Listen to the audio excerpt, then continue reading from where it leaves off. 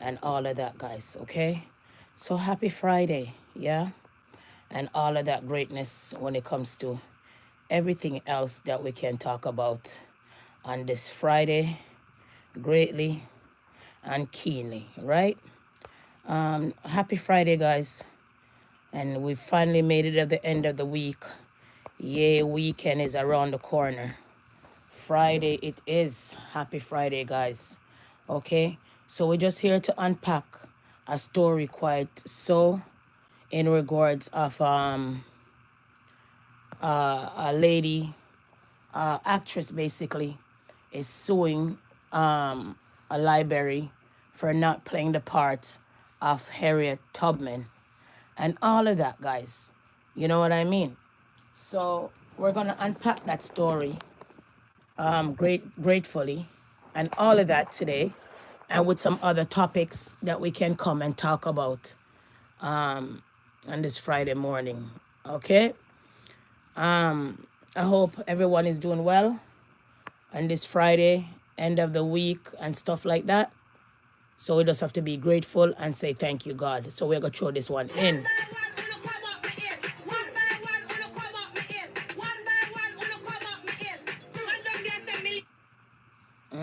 One by one, wanna come up the hill. One by one, wanna come in the live. Are going to be I throw 4 big stone. One big stone subscribe. The next big stone like. The next big stone comment. And the next big stone share. And the next big stone follow. Don't forget to turn on your notification bell. So we drop in this one. Can't believe this.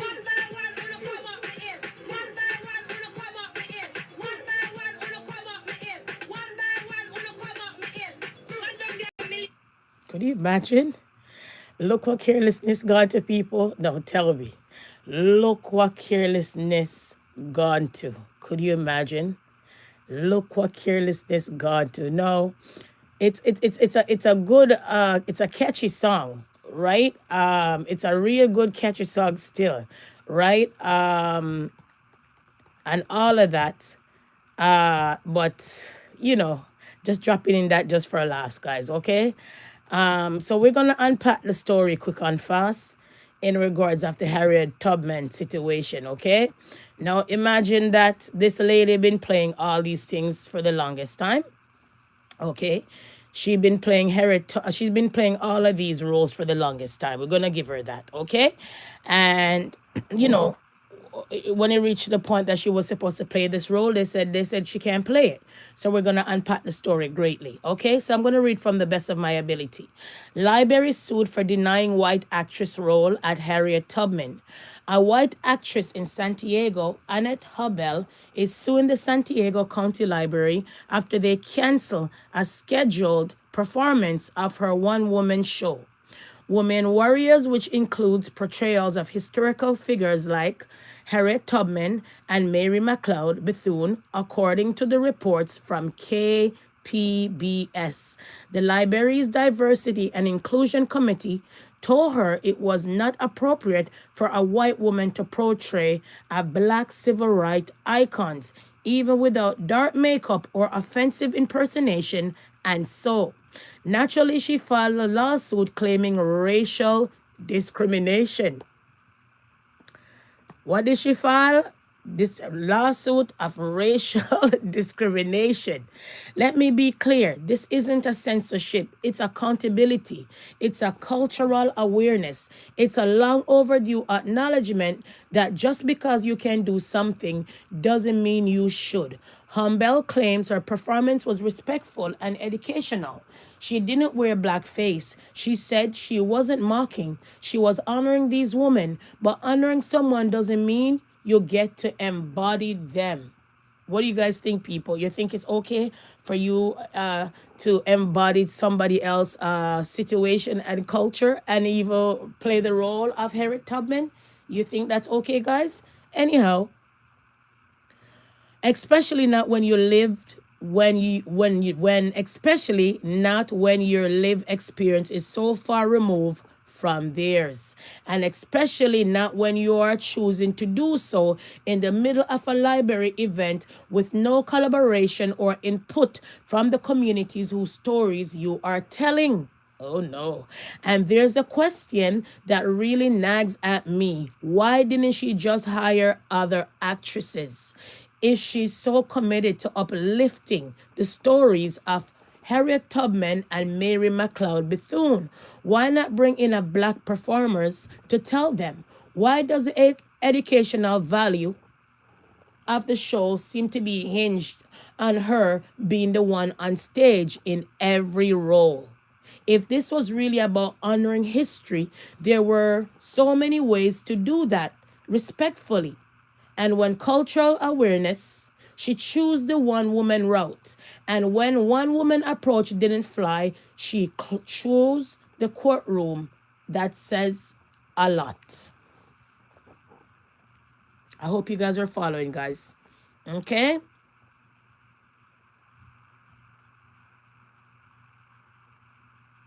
With culture awareness, guys, she chose the one woman route. And when that one woman approach didn't fly with this lady, she chose the courtroom. That says a lot. Because no matter how you spin it, this is still a white woman stepping into the voice, the body, and the legacy of Harriet Tubman. It's a decision rooted in ego, not allyship. You want to educate kids on brilliance of black women in history? Great. Bring in a black woman to do that. Produce their work. Hand over the mic. Not just your interpretation of the mic. Oh no. And please, for the love of all things decent in American theater, stop invoking Hamilton as your excuse, as many do in these situations. The Hamilton defense is that the race-blind casting means anything goes. That if a black actor can play George Washington, then surely a white actress can play Tubman. Is a false equivalency wrapped in bad faith. First of all, Hamilton is intentionally subversive. Lin-Manuel Miranda cast black and brown actors as the founding fathers on purpose, not to reclaim narrative from which their ancestors were excluded. It wasn't colorblind casting. It was a radical conscious of a political theater. Okay, guys? What Humble is doing, the exact opposite. She's reinforcing the historic norm where white artists feel entitled to portray any and every story. There's no subversion here. There's no artistic risk. There's certainly no permission. Just an old tradition of white people telling stories that were never theirs to begin with and demanding applause for it. Okay? How her attorney, who filed the lawsuit on her behalf, argues that this is about fairness under the law. We do this because we are interested in the impact, he said. We want to send a clear message that the government has a duty to every individual to treat them equally and not to treat them fairly. If the San Diego County government can't make decision based on race in this instant, then any of county, of local government could do the same. And we want to make sure that that stops here. Okay? But here's the thing. This is not about banning someone from being treated equally. It's about understanding the context. The decision to cancel this performance wasn't about discrimination. It was about discernment. It was about listening to the communities who said, this is not your story to perform. If governments can't acknowledge cultural nuisance when deciding what happens in a public building, when we have learned nothing, equality isn't one size fits all. It doesn't mean pretending race doesn't matter. It means recognizing when it does and honoring that. The lawsuit is exhausting, not because it's surprising, but because it's so familiar. Yet another white performer being told no, and instead of pausing, reflecting, and maybe restructuring the shows, she runs to the courtroom crying foul. She's not being silent. She's being asked to take a seat. There's a difference. Okay? And let's not ignore how ridiculous this is in 2025. Soon a public library system for not telling you perform Harriet Tubman is not just a waste of time. It's horrible. Look, our libraries are under constant threat. They are underfunding. They are being politicized. They are already fighting battles on the front lines of book bans and misinformation. And now because one woman didn't get to perform a controversial solo show, taxpayer money has to go toward legal defense. That's not advocacy. That's self-importance, dressed up as Marty Matordom. Let's talk about the opportunity cost. What if instead of one woman performing every role, including icons from communities she'd never been a part of, we had a stage filled with diverse women telling those stories together? What if libraries stopped relying on one-woman history shows and instead funding local theater groups, schools, and community voices to create performances that reflect the people whose legacy we're uplifting? That's not censorship, that's progress. And no, this isn't about what if a black woman wanted to play Eleanor Roosevelt. That's the sort of gotcha question that ignores power, history, and the context. Black women haven't historically had the freedom to play anyone on stage, let alone themselves. Theoretically, access has never been equal, so you can't pretend the same rules apply. This isn't about denying white actors roles. This is about understanding why certain roles aren't inappropriate. Okay? Why roles are inappropriate, people. And there will be meaning portrayals still cause harm. Harriet Tubman isn't a metaphor. She's not a symbol for white actresses to wear like a costume. She's a real person whose life was defined by systematic oppression of people who look like Annette Humble. That doesn't mean white people can't admire her, but absolutely means they shouldn't be performing her story solo on a library stage.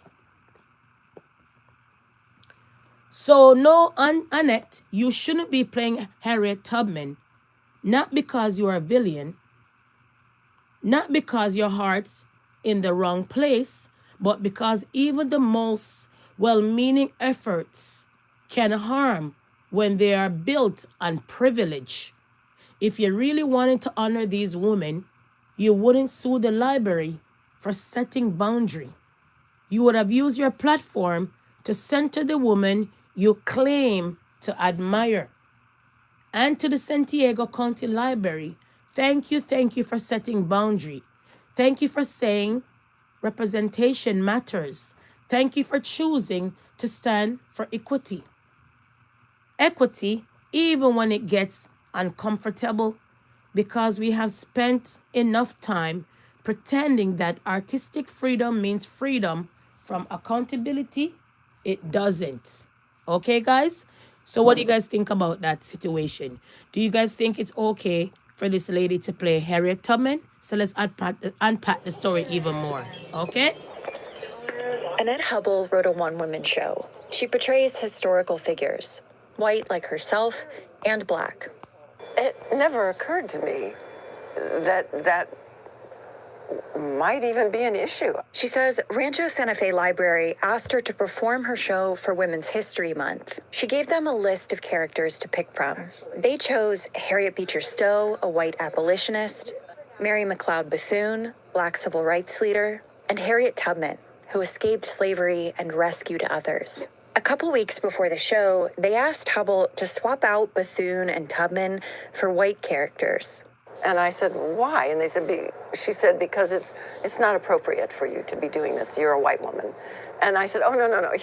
You don't understand. I'm honoring these women. And she said, that doesn't matter. And I said, you mean I'm only to perform women whose stories of bravery and courage that should be told if they're white? And Yep, she said, that's it. That's pretty much it. So I'm not getting it. So I said, well, tell me how this is different from the Hamilton play. In Hamilton, non-white actors portray white historical figures. The debate escalated to the library's diversity and inclusion team. They affirmed the decision, but Hubble refused to swap out the characters, so the library canceled her performance. The library said it won't comment on pending legal matters. Hubble doesn't use makeup for her characters. I think if people thought I was doing blackface or a parody of these people, not respecting them, then that might be a cause for an objection.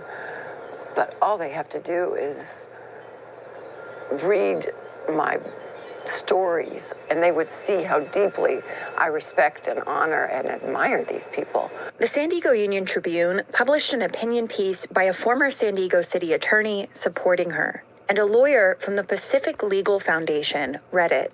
And they called me and said, this is horrific. I think that was the very word that Chris used.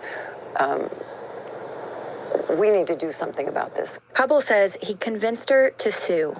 If these women that I portray fought against such injustice and such egregious wrongdoings in their lives, who am I to stop at fighting this? Pacific Legal Foundation says it fights for individual liberties. It's filed suits against implicit bias training, race quotas for licensing boards, and programs meant to close racial opportunity gaps. I asked Hubble's lawyer, Chris Barnewald. The government simply doesn't have the right to exclude anyone by race. Is there a hope with any of these cases that it might set legal precedent? For sure. We do this because we're interested in the impact. So-called reverse discrimination suits stretch back to at least the 1970s. Recently, high-profile cases have made headlines again, like the Supreme Court ruling against considering race in college admissions. And in San Diego, after a white plaintiff sued, the city removed the race requirement from a program meant to help people of color buy their first home. Dan Eaton is a legal analyst. He says these lawsuits rely on laws enacted after slavery and the civil rights movement. The impetus of these laws was to address the legal discrimination against particularly formerly enslaved individuals who were African Americans.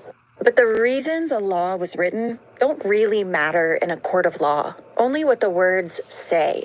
And what we are seeing as the law has evolved is the application of these laws or constitutional amendments, as the case may be, to claims by members of the majority. Interesting to see that all be turned on its head. Angie Chandler has advised arts institutions across the country, including in San Diego. She's also played Harriet Tubman. Even as a Black woman, it was one of the most difficult roles I've ever had to play. And she'd love to play Mary McLeod Bethune, whose body, she says, was central to her experience. A woman over 200 pounds, dark-skinned Black woman living in the 1800s and 1900s in this country.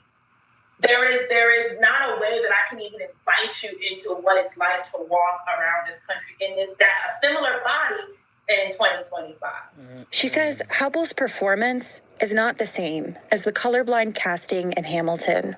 It's not a two-way street because colorblindness is a response. Colorblindness is a response to historic exclusion, to the erasure of our stories. And she says it ignores the harmful history of white people portraying people of color. The foundation of the American arts movement means that it will never be as simple, innocent, and neutral for a white person to attempt to tell or perform the story of a Black person. Exactly. Under the letter of the law, that may not matter.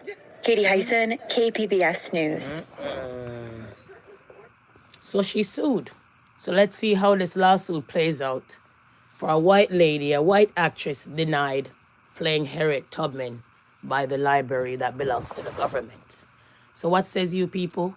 Do you think anybody and anyone should play Harriet Tubman?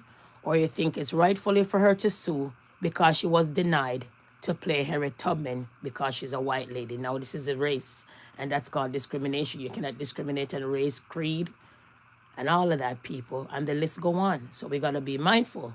So as soon as this situation unravels in court, sooner or later that we get a conclusion of this story, then I'll come back and unpack in the next content to let you guys know, hey people, they got to the bottom of the lady who was trying to play Harriet Tubman case. Okay, so running on, that was the content today, guys. If you never heard about that story,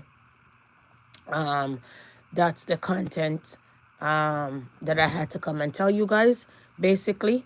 And, you know, that caught my eyes, and I said, oh my, I gotta come and share it with you guys. Because, you know, those things happen in the past where, you know, in theater, we don't get equal pay and equal this and equal that. And everybody know that, right? So at the end of the day, those are the things that are happening. But from there, guys, we're going to end up running to hospital that are basically coming out with some Black conversation, especially Black woman with alopecia and all of those kind of story. Let's unpack this. This basically made history. So we're going to unpack this story quick and fast, basically news, okay? So let's unpack this quick and fast. I found to relate my experience with my hair condition and my skin type was a little bit challenging. Crystal Malcolm has lived with scarring alopecia for more than 20 years. It's a condition that results in permanent hair loss and can be accompanied by pain, not only physically, but psychologically as well. It was only after 10 years of continually advocating for her. Okay. So basically, you know that in the Black community, a lot of Black women struggles with alopecia. Now, alopecia is a thing where your scalp get really, really dry and stuff like that. And mind you, a lot of people are scratching that alopecia stuff and know at the end of the day, scratching it irritates it and makes it grow even more. Not only your scalp very moist, and then all of that brush, all of that pillowcase, all of that wig, all of those things has to be washed daily. Because don't bother to say you're going to wash your hair and then you didn't wash the comb and you put back that same comb in your hair. The alopecia will never go away. Simple tea tree oil supposed to cure that. If you know what you're doing, if you continue to wash those brush and comb daily and continue daily to moist your scalp, the more dry your scalp is, and change your diet. Yeah? And change your diet. Okay?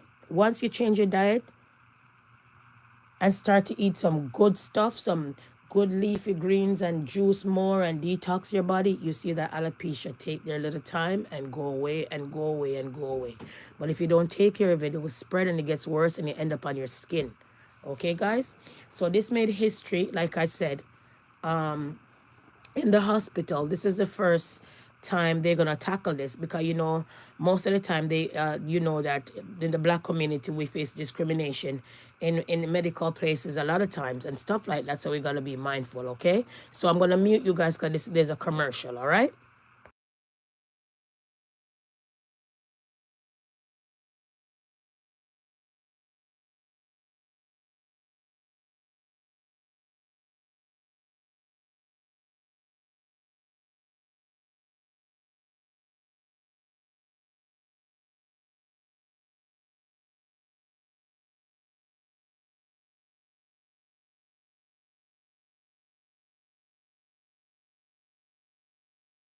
I found trying to relate my experience with my hair condition and my skin type was a little bit challenging. Crystal Malcolm has lived with scarring alopecia for more than 20 years. It's a condition that results in permanent hair loss and can be accompanied by pain not only physically, but psychologically as well. It was only after 10 years of continually advocating for herself that she was able to get a proper diagnosis, but she says it could have been easier. I think from a cultural perspective, as a Black woman, our hair is our crowning glory. And I feel like there's a lot of things that we do to our hair that maybe someone who doesn't look like me may not be able to quite understand or articulate. Officials with Women's College Hospital in downtown Toronto are working to change that so that patients like Crystal won't have to fight so hard to get the health care they need. This month, the hospital launched a formalized Black health plan, a detailed roadmap aimed at addressing inequities in the healthcare system. Members of the Black community often will experience racism, sometimes intentional, sometimes unintentional, in healthcare environments that interfere with the way they receive and understand that care. Dr. Maxwell says while all hospitals look to address healthcare inequities, this plan is meant to be a fundamental way to keep officials accountable. Where this hospital plan is unique is that it articulates as part of its strategic plan very specific initiatives on advancing Black health. Those include Black health data collection, something that has so far been lacking in Canada, a diverse skin clinic to add to the training of dermatologists, and Black women's breast and cervical cancer screening events. Now we're actually going to get the care. So that's going to make history, guy. That's the first hospital to launch that. So if you have those kind of situation with your skin, have any kind of issue, that's where you would go. Hospital become the first to launch, okay? To launch Black health plan in Ontario. So if you have a situation and you're Black and you feel like that's what you want to do, then knock yourself out. There's the information that I pass on to you. All right. Wrapping on, moving on, guys. All right. So because from there, people, because we're going from one end to the next. Today's Friday, right? So I'm trying to just give you a content basically and unpack this content quick and fast so we can move on rightfully. Okay. And from there, guys, we also want to get to, let's get to sports for a second, all right? Let's get to sports. So I don't know if you guys know that Antonio, okay, the Antonio situation, the NFL star Antonio, basically they claim that he was basically wanted for attempted murder, quite so. So if you guys are not in sports and you guys don't watch sports, this is just a little breaking news. I am just going to add to this whole content and all of that. So I'm just waiting for it to go.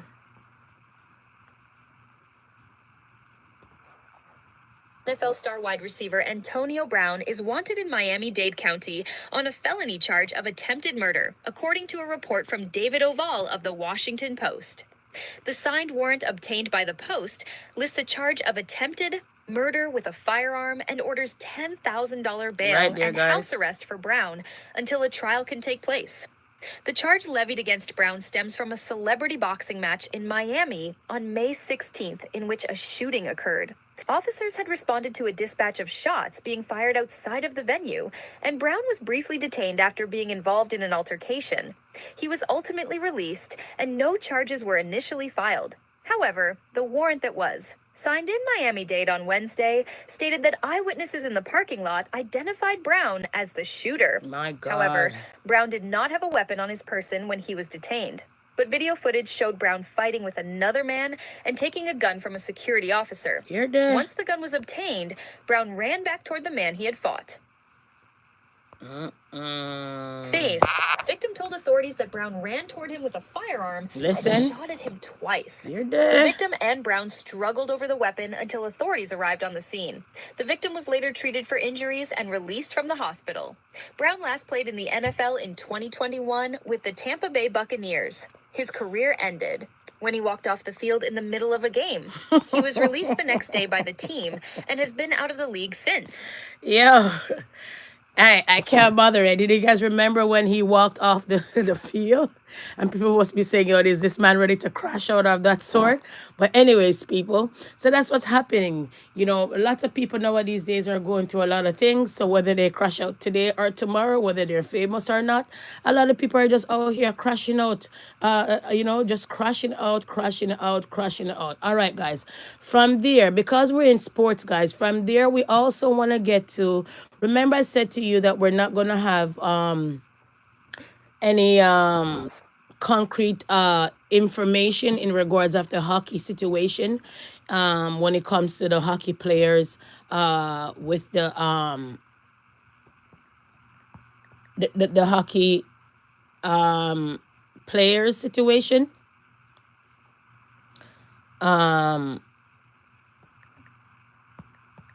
So apparently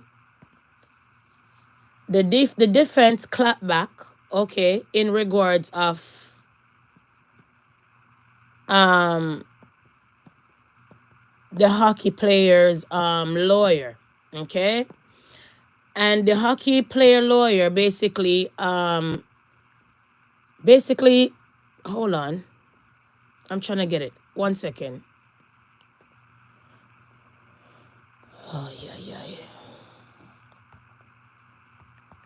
So there was a closing statement, right? And the man went all the way in, basically telling the court basically that this young girl, 1 second. I guess it's only in the newspaper, didn't make it in the news yet, because like I told you guys this, when it comes to this the hockey case, right? It's very secretive from the other day. Most of the information comes out in the newspaper. You really don't see it on the news that much in regards of this case. You have to be reading to follow up this case, because you get pieces and bits and pieces in this case in regards of the situation.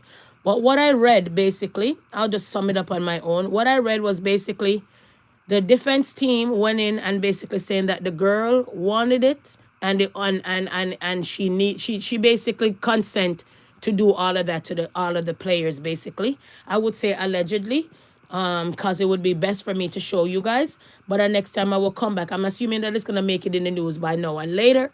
So when that comes back, I will come and talk about that. But basically, you know, the hockey player case, it wraps up. Nothing gonna come of that case until July the 24th, like I told you guys, right? But nevertheless, even if I'm talking about this case here, guys, this case here, okay, and there was a closing argument, and the prosecutor wasn't pleased, because the prosecutor is basically saying that that's why victims don't come and talk about anything of that sort. All right, here it is. So I read about it, guys. So it's not in the news yet. So I'm telling you guys, I'm not even lying when I come. Okay, so here it is. I'm going to share with you guys. Like I said, most of these things, it's like, because it's a hockey situation, guys, most of it is not on the TV, okay? Most of it is not on the TV. So you have to read a news article, and sometimes the news article will publish it and have a recording in the middle for you to hear the conversation or hear what's happening. But as you can say here, this is what I'm talking about. EM previously testified. They basically said she lied. All these things, her story changed in over the days. Yada, yada, yada, yada, yada, yada. Okay? Right? You understand? So they basically blame, okay, well, here it is. I think this part is going to play in the newspaper. So let me see if I could get anything of that sort. I'm going to try to make it bigger. Okay, there you go. And I want to play it for you guys. If I could play it for you guys. Really? Oh, here it is. Let's see if we could hear anything. Of the testimony of Right the here. complainant in this case. And they also spoke to all of them that in their minds, this was a consensual What did I sexual say? act that took place in this hotel room nearly 7 years ago. And that really was the through line through all 5 of the defense lawyers that we heard over the 3 days Five of their defense lawyer submissions. and one Essentially, girl they're now. saying that the credibility of this complainant cannot be trusted, that they accused her of changing her stories, and they really See? did say that the night in question here, about 7 years ago, was a consensual night. And so that was the through line. While all 5 of the players have their own defense attorneys, they have their own stories, their own See? defense in this case, they are being tried together, of course. And so that was the theme that emerged. Obviously, we have started to hear a very different story from the Crown attorney who began her closing submissions yesterday. And what did we hear from the Crown prosecutors about this case? I know it also centers on the steps about gaining consent. Listen. It centers on consent, of course. That really is what this case hinges on. And she gave us a bit of an outline of where she was going to go with her closing submissions yesterday. And in the first few minutes of her closing submissions, she brought up the text messages and the group chats. And I think this is going to be really central to the story that she weaves over the course of yesterday and today. She brought up text messages that were sent before the incident and after the incident that really go to the narrative that was put forward by the defense. And that narrative is that this was consensual, that the complainant asked for Michael McLeod to invite other players to the room. And she brought up a text message from the complainant to Michael McLeod sent after saying, I was okay going home with you, but it was the other players that I wasn't prepared for. I felt humiliated. I felt unsafe. And so that's going to be, I think, the through line that she tries to weave through her closing submissions, painting this as a non-consensual act, that the complainant in this case was not the sexual aggressor that the defense has made her out to be. And so closing arguments here are going to continue at 10 a.m. this morning. Okay, and of course, the verdict comes July 24th. CTV National senior correspondent Heather Wright in London. Heather, appreciate this update again. Thank you. So did you guys hear that, guys? So when I say to you guys, these things are not in the news. It's not in the news. It's really not in the news. Let me show you where these things are hidden, guys. You have to read. Let me show you guys, quick and fast. That's I keep on telling you. If you want to be, look, see, this is where you find these things. And then there's a little clip attached to this. There's a little clip attached to this here. And that's where you'll get most of the information. If not, you don't hear nothing like this on the news. It's not really showing on the news, guys. Because, these are 5 privileged people.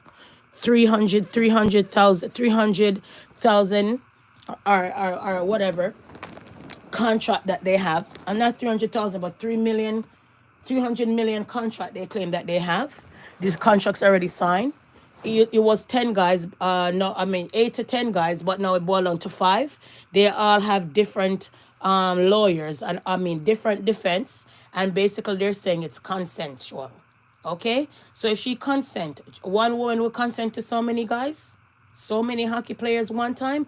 Not only that, in this case, guys, that the victim already got she already got some money already in the civil suit, because I came and spoke to you guys in the past how much case that Hockey Canada already settled when it comes to sexual assault.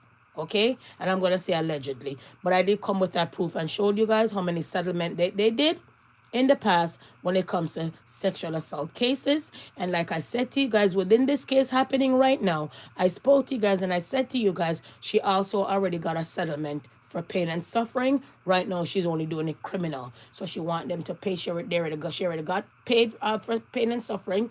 Plus, she want them to be paid criminally as well. So I'm not sure what's going to happen. But July 24th coming around, we've figured out and we'll see what's happening when it comes to the hockey case. They're going to come back with a verdict when it comes to the hockey players, like I said, on July 24, in regards of this hockey case. Okay, guys? So as soon as we get a some kind of verdict, then I will come back and say to you guys, this is the verdict on July 24th, and this will happen. And the case is over, and we're not going to report on that case anymore. All right, guys? Moving on. Now, guys, let's talk about R. Kelly. Now, remember I said to you guys yesterday, if all of those stories was true, that R. Kelly did all of these kind of things in the Trump hotel, of all of that sort, why would they give him a platinum award while he's in incarceration? Remember I said so? Remember I said to you guys, can you award a man who went down under sexual assault, exploiting young girls, racketeering and all of that? Remember they claim that all of his music and stuff are not going to be playing on the airway and all of those things. And I asked you guys yesterday, that when was the last time you guys heard I Believe I Could Fly? Seems like R. Kelly has a different story. After the award, we get to understand that R. Kelly have a serious issue and a serious problem where his lawyer come up to say that they want R. Kelly out of jail right now because the government is out to kill him, allegedly. Don't mix me. So I say that to drop this with you guys. R. Kelly lawyer come out full force saying he wants his client out of jail because R. Kelly seems like he's in trouble. Okay. Like it seems like R. Kelly is in trouble, and R. Kelly, there was an informant that came out and said that he was hired. Okay. He was hired to basically do in R. Kelly. So his lawyers basically saying they want his client out. They even went to go meet with the informant, and the informant has a lot to say about this. So I say that to unleash this. Okay, guys, give me a second. Long before the walls closed, Okay. prisons conspired with one of his fellow inmates, a member of the Aryan Brotherhood, to murder him. Listen. I'm joined now by Bo Brindley, attorney for R. Kelly. Mr. Brindley, I'm so glad to have you on this show. Thanks so much for being a guest. I mean, what I just read, what I just said, it just all sounds very fantastical. Do you have proof? Listen. Well, the answer is we do have proof, and we appreciate the opportunity to be able to come on and talk about it. Listen.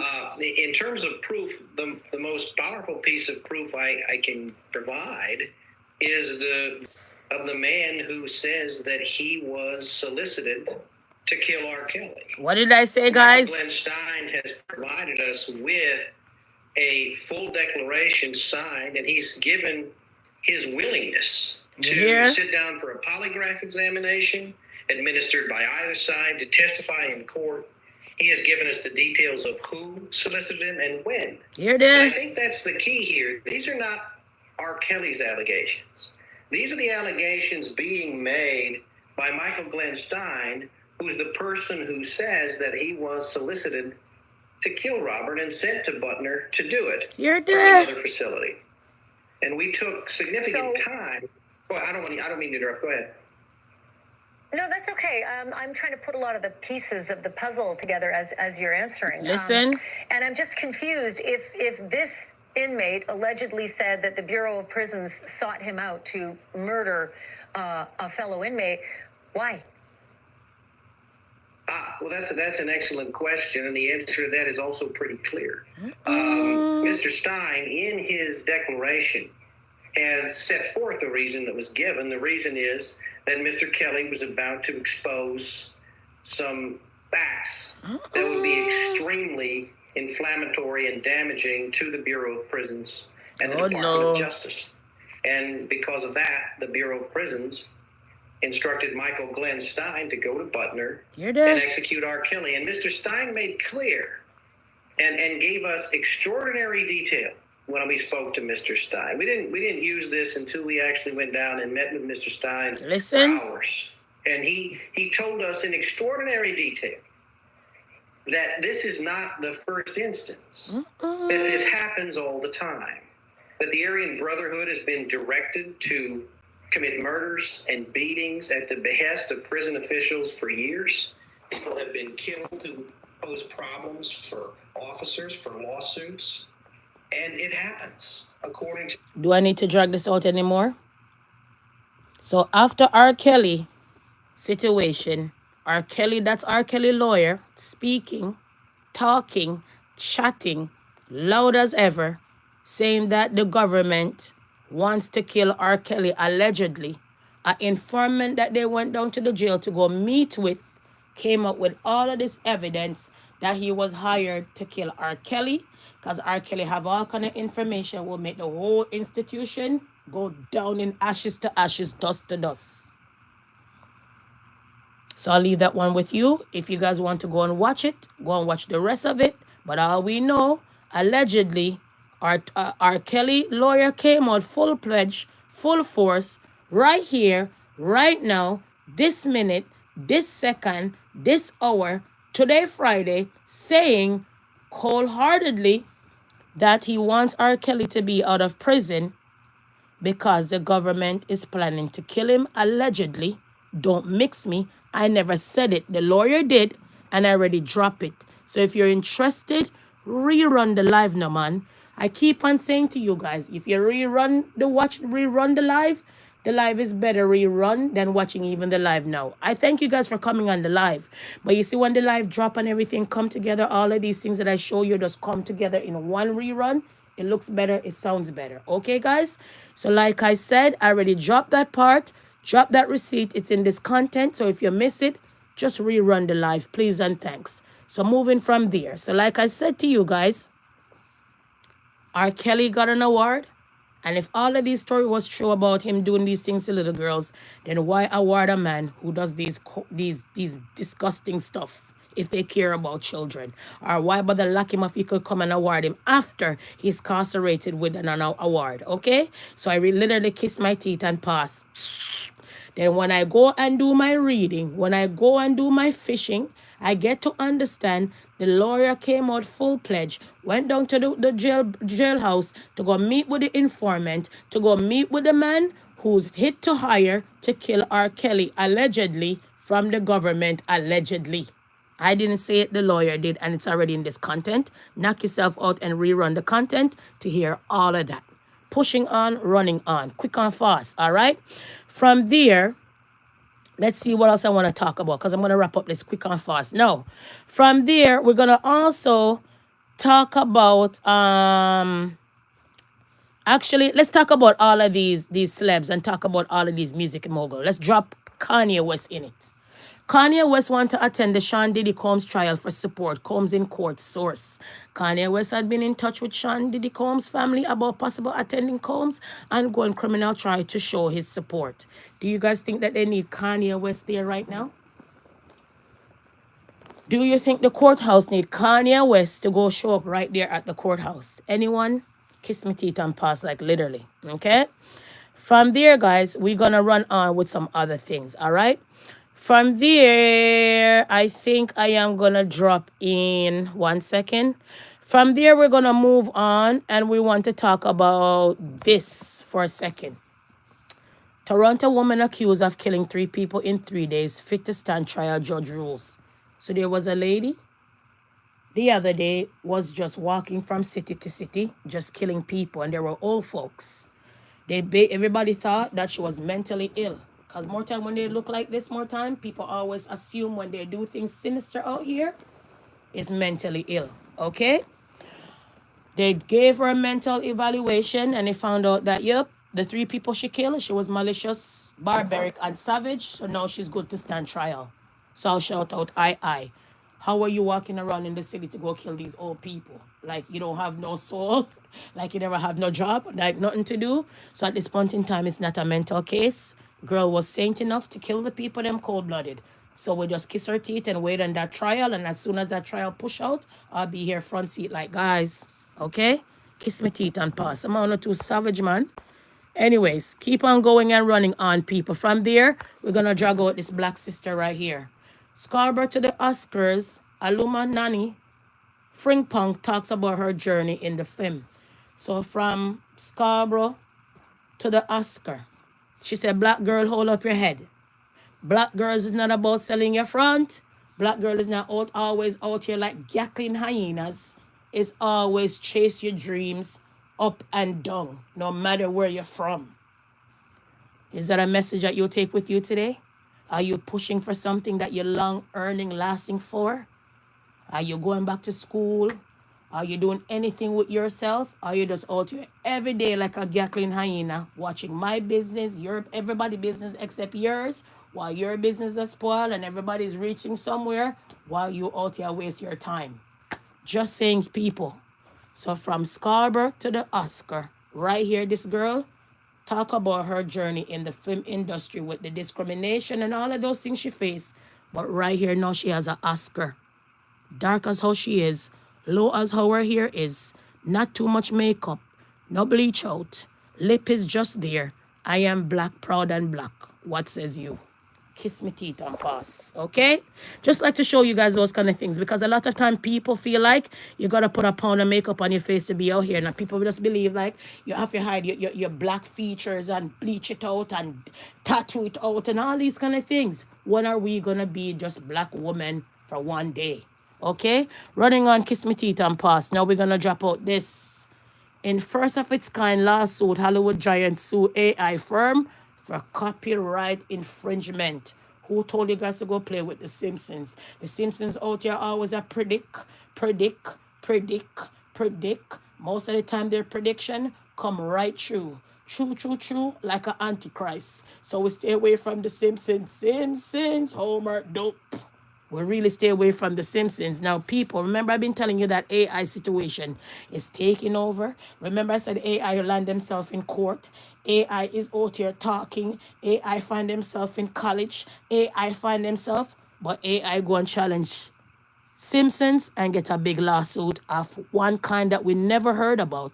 In the first of its kind lawsuit, Hollywood giants sue AI firm for copyright infringement. Who tell them to play with The Simpsons? AI, who told you guys to play with The Simpsons? So they said, nope, dope. Lawsuit, I will see you in court rightfully. In the first of its kind lawsuit, entertainment company Disney and Universal are suing AI firm for Mid-Journey for copyright infringement. Ouch. Moving on, kiss me teeth and pass.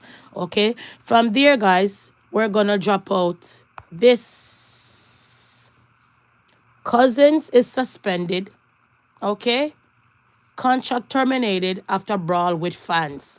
Now, Cousins, we like you when you throw some balls, some 3-point. Can you stick to that? How the hell do you brawl with fans? Yo, Cousins, hello. We like when we're out here shouting, shoot the ball, will ya? Bruh, you can't be brawling with the fans now. Because when you brawl with the fans, you will get a lawsuit of pain and suffering. Brawling with your peers now, we know that happen in basketball more time, and no lawsuit. Everybody will just come break up the fight, or your teammates will just jump in, throw a kick, do a lick, and they just kiss their teeth and pass. But when you're brawling with fans, you will get double jeopardy of double charges, might as well for assault possible, and then you end up in courthouse for pain and suffering. My eye, my foot, my back, I can't walk, I can't sleep, and the list go on. Cousins, so how dare you? But I guess everybody is human, right? So right here, former NBA All-Star, okay, DeMarcus Cousins was suspended for the real of the season. For the real and the rest of the season. Right here, like real time. For the rest of the season in Puerto Rico Basketball League. And his team terminated his contract after a brawl with fans during a game earlier this week. Yeah, because they're going to terminate your contract because the league don't want to be held accountable for their player beating off fans. Donkey of the day, hee-haw. Come on, Cousins, man. You see how many black brothers you're dragging down in court and taking away their livelihood and all their savings, man? Like, come on, if you're brawling with your peers, okay, kiss your teeth and pass, it's a game. We'll be like, okay, you know, you're supposed to be responsible. But with fans, see how they terminate your contract there? Who else is going to want you? What you going to do now? Black men like you of your age, getting older. You don't need your contract to be terminated for brawling with fans. So nowadays, as a black man, you guys got to know yourself, because now what's going to happen? Sooner or later, you're going to hear that this man pick up some kind of lawsuit of pain and suffering. Because if you're brawling with them and they could terminate his contract and suspend him, that means it was really drastic and bad. Donkey of the day, hee-haw. Although we love some basketball and love some Cousins, right? Kiss with teeth and pass. So we had to drag him out in everybody's business, okay? Because that's what we do over here. We talk about everybody's business, what makes sense. Okay, people? Because these are prominent people who have the millions of dollars and the billion of dollars and the big bucks. So we come over here and air out their business. Okay, people? That's what it is. From there, let's talk about something else. And then I'm going to wrap up this live and kiss my teeth and pass. Okay? Yeah, I think I am just going to come off of this. Okay. You know what? Let me see. I can't see. Okay, it's not even an hour yet. God. Okay, let's unpack in the Madeline case for a second. You know that little girl that missing, her mom decided to go out for dinner with her husband, and the little girl end up missing.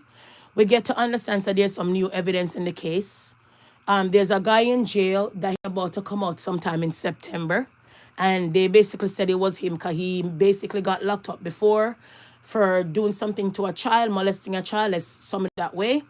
And then we get to understand that now he's in prison for raping off a 74 or 75-year-old woman. That's how you know this man is a pervert, loser. So right now they're basically saying that they found some new evidence for the Madeline situation. And we're like, okay, fine enough. I believe I even played that to you guys already. I believe. You know what? I'm not even going to drop that. I'm just going to remind you guys by talking. But that's what's happening now in the Madeline case. Madeline case was 12, 13 years ago when there's so much other people out here that, you know, possibly needed help of looking for and never got no earplay. Like some of those kids the other day, like I spoke about, that went missing. From there, guys, you know what? We're going to kiss with teeth on that because I believe I spoke about that in a content and it don't the content them over and over. You just have to watch the content to follow up. I don't want to rerun the topics because, you know, there's many other topics to talk about. Okay, from there, people, we're going to drift. Let's drift and get to this story. Navy sailor who vanished from Virginia barracks found dead. Another sailor held in her death. So the family is crying out. I'm going to come back and do a story on this story. I think in a couple of days. I'm going to come back and talk about the story because we have a lot of things to unpack. But I'm going to give you guys a rundown of the story anyway. All right? Let's see if it will play for me. We know that Right here. Seaman Angelina Petra Resendez was last seen in her barracks at Miller Hall Naval Station, Norfolk, Thursday night.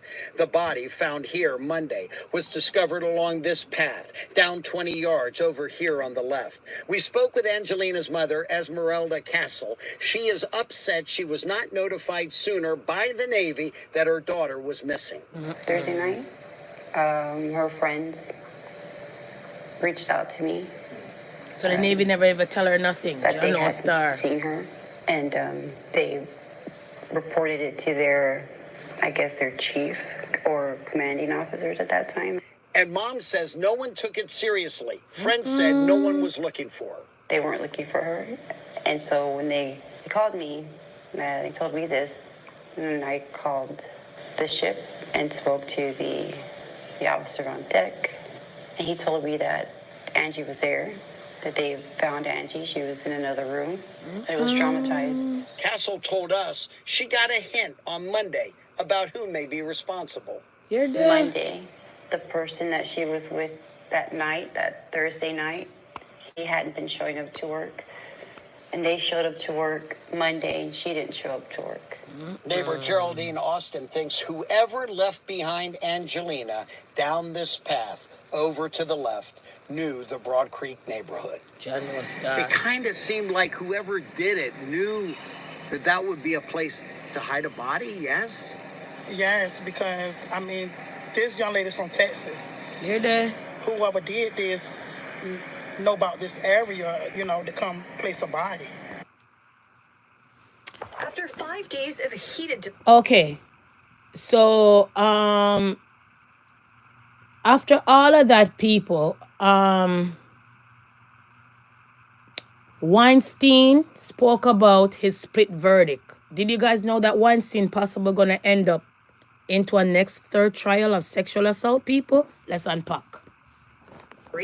Including jurors say arguments and threats. Today they reached a partial verdict, finding Weinstein guilty on one count of a criminal sexual act and not guilty on another. They remain divided on the last charge, third-degree rape. That not guilty verdict concerns an allegation from Kaya Sokola, a former model who said Weinstein forced oral sex on her in 2006. There's no win or lose for me. I was not the one who was on the trial. We have one life to live. And if we won't fight for our own justice, then who will? Sokola, one of 3 accusers to testify during this latest trial. His 2020 trial, which resulted in a conviction for rape and sexual assault, was overturned by New York's highest court last year. Harvey Weinstein has maintained all along that all of these relationships with all of the women were consensual. What message do you have for him today?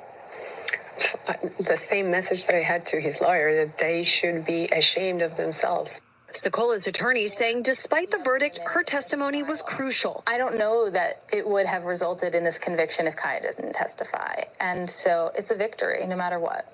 Last week, Weinstein speaking out in a phone interview. You're there. Morally pervert. right actions that were stupid, You're there. but never illegal, never criminal. Sokola says she's relieved this chapter is now closed. When you look back at this trial, it doesn't sound like you regret taking part in it.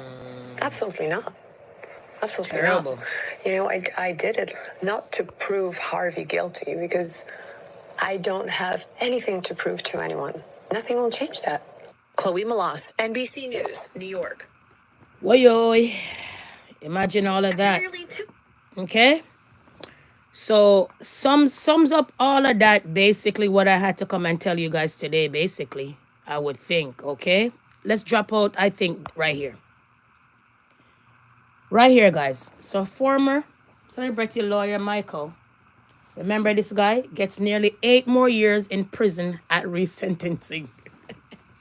Yo, sometimes you gotta leave your sentencing alone and just rub the time that the people give you and say, ouch, I did my crime, I'm going to do the time. Resentence this man got 8 more years added in the resentencing.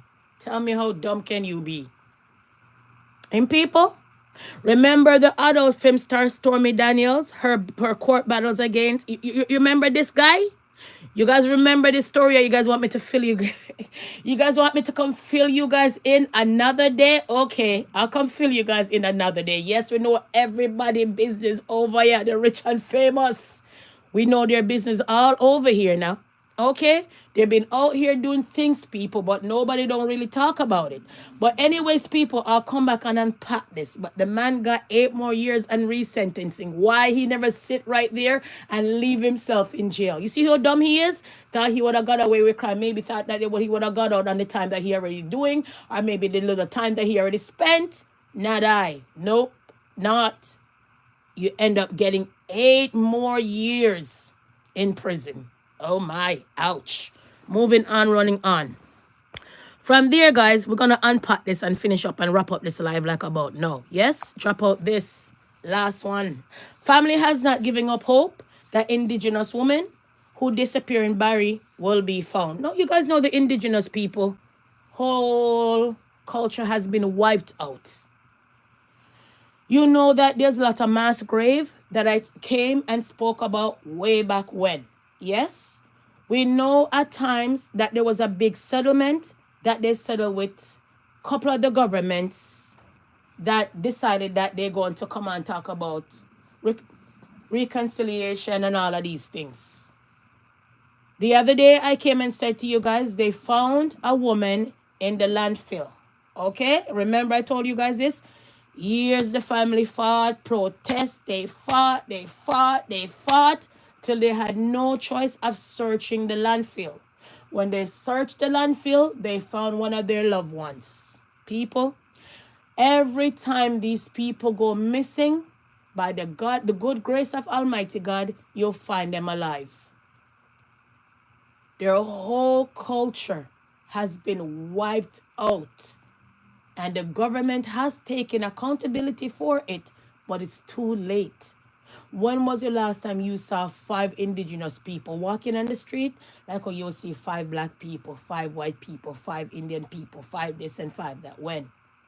When everybody else come, whether you're born on the land or not, come and take and reap everything that these people are supposed to get. And they're in the many countries, no clean drinking water, no clean place to live, no good school, no good hospital, no good this, no good that. But everybody else who don't belong there comes in and get everything what the indigenous people not getting in their own place that belong to them. What can go so, people? So I had to shout. So as soon as anything come up with this case, I will come out to let you guys know. Guys, they found her. Run on with this content quick and fast, yes? What else I gotta tell you guys, man? So much more that I want to tell you guys, but I think I'm going to wrap up this live moreover. Yes, I think so. We also going to come back and talk about here, as you guys know, that housewife Atlanta Simon Portia, you guys know that this man got deported back to his country right here, ICE to Nigeria, as you guys know this. So I'm going to come and talk about that. I was supposed to insert that somehow, but another time. Okay, at times I can't talk about everything, all right? But nevertheless, people, let's pack up this live and wrap up this live, okay? Let's pack up this live like how you pack up your things them anyway from work. So let's pack up like we were in a classroom and shout out, thank you for watching, guys. It's a pleasure always. I want to say big up for those who always come watch the content, no matter what. It's Friday, and we're grateful. We made it. We can. Yay, we. Yeah, yeah. Okay? Then I want to say a big thank you for those who always come and watch the content, whether it's a learning period, when it's a boring period, whether you don't want to hear the content, but you still come pull up. I appreciate you. Thank you. My thing is, long as somebody get a message or get one message out of any one of these topics or content that I do, then I'm grateful for it anyway. You know what I mean? Because nowadays days, you got to be grateful no matter what. So I want to say a big thank you to whoever always come and watch no matter what. I want to say respect for you guys to come quietly and come watch without being rude and disrespectful. I appreciate you. You get me? You understand? And for those who's having a happy birthday, big up your nice, clean self. Enjoy, but not too much. Okay? And for everybody else out here, just right here, I'll leave you with this one. Watch your thoughts, for they become words. Watch your words, for they become action. Watch your action, for they become habits. Watch your habits, for they become your character. Watch your character, for it becomes your destiny. What you think, we become. Be mindful what you're telling the universe out here. Pushing on, running on, guys. Okay? And for those in my life, to the people in my life who always make me smile, love me and support me and bring me joy, I appreciate you. Thank you. Don't forget to like and subscribe and share. Okay, guys? All right? And for everybody else, peace and love until we meet again.